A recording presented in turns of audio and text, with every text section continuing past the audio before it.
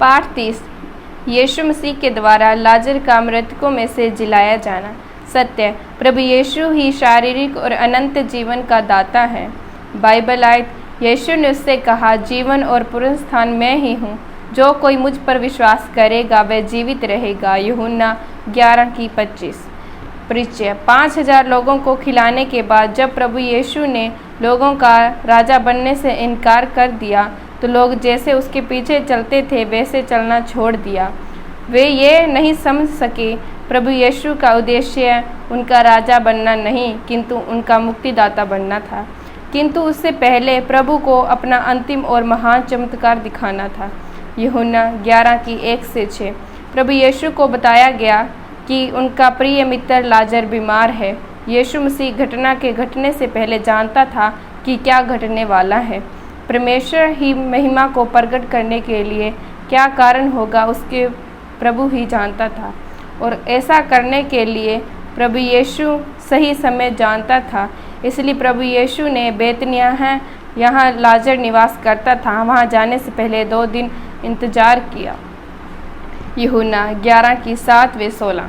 प्रभु यीशु के चेले डर गए कि अगर प्रभु दोबारा यरूशलेम जाएं तो उन्हें पर पथराव ना हो जाए। यीशु ने अपने चेलों से कहा, पहला, वास्तव में क्या घटना घटी? लाजर की मृत्यु हो गई।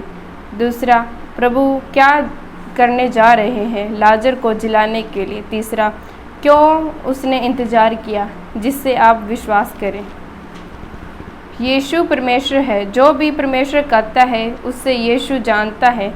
जो कुछ भी वह करता है उसके लिए उसके पास उद्देश्य होता है। प्रभु यीशु के चेलों ने उनके साथ जीने और मरने का निश्चय किया था। यूहन्ना 11:17-27। जब यीशु ने यात्रा शुरू की तब तक लाजर को मरे हुए 4 दिन बीत चुके थे। मार्था विश्वास करती थी कि यीशु उसके भाई लाजर को चंगा कर सकता था।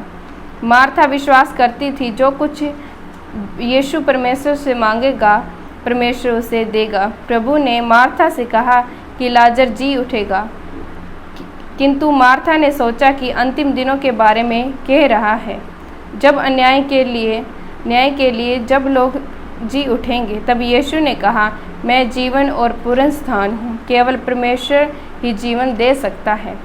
यीशु केवल शारीरिक जीवन नहीं किंतु अनंत जीवन भी देता है। यीशु मसीह के पास मृतकों को जिलाने के लिए सामर्थ्य है। मार्था ये समझ गई थी और उसने विश्वास किया कि यीशु मसीहा है, मुक्तिदाता और परमेश्वर का पुत्र है। यूहन्ना 11:28-38। मरियम ने भी विश्वास किया कि यीशु उसके भाई को चंगा कर सकता है। प्रभु यीशु लाजर की कब्र को देखने के लिए गया। जब हमारा अपना कोई मर जाता है तो हम उसके लिए रोते हैं, उसी तरह यीशु भी रोया। जिसे दुख का अनुभव मार्था और मरियम कर रही थी, यीशु ने भी किया, और तब यीशु ने एक महान आश्चर्य कार्य किया। यूहन्ना 11:39-44। जब यीशु ने कब्र से पत्थर को हटाने को कहा तो लोग चिल्लाने लगे कि कब्र में बदबू आएगी। प्रभु ने उन्हें याद दिलाया, अगर तुम विश्वास करोगे तो तुम परमेश्वर की महिमा को देखोगे। जब उन्होंने पत्थर को कब्र पर से हटा दिया तब यीशु ने लाजर को दोबारा जी उठने की आज्ञा दी। केवल परमेश्वर ही ये कर सकता है।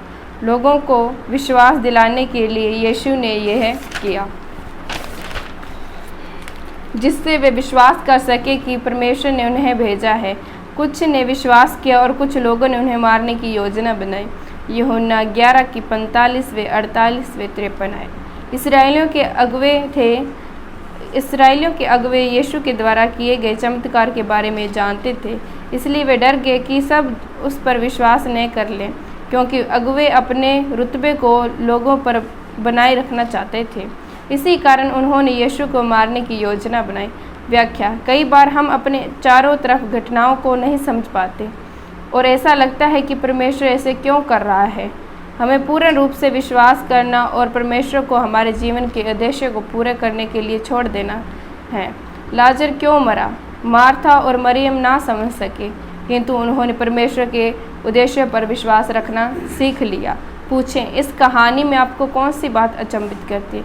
इस कहानी में कौन सी बात सबसे रुचि आती है? चुनौती, जो भी इस सप्ताह में सीखा है वह दूसरों को भी सिखाएं। हालेलुया।